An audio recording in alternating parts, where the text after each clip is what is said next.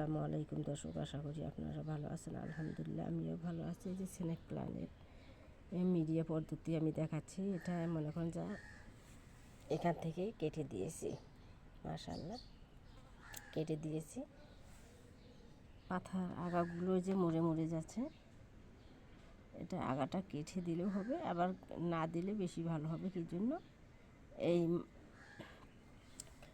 Snake প্ল্যান্টের যে bulb আছে, বাল্বগুলো আমরা এটা ভেঙে ভেঙে আবার নতুন পাত্রের মধ্যে মাটির মিডিয়া তৈরি করে সুন্দর করে মাটি রেডি করে এটা বাল্বগুলো আবার নতুন করে লাগাই দিব। নতুন সার পাবে।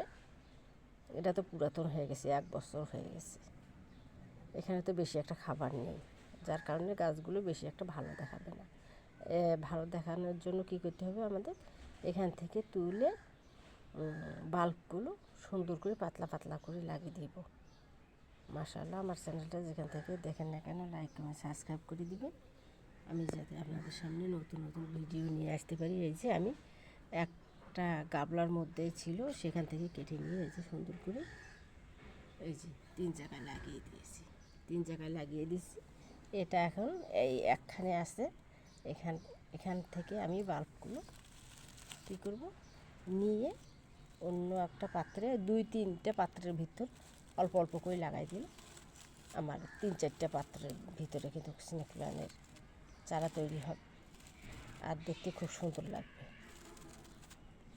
অনেকেই আছে যে আর পরিচর্যা করতে চান না, যে প্রতি বছরে এর যে মিডিয়াতে বসান না কেন এটা পরিবর্তন করে দিতে হয়, তাহলে সে প্রতিটা জিনিসের একটা সৌন্দর্য বৃদ্ধি পায় বছরে একবার।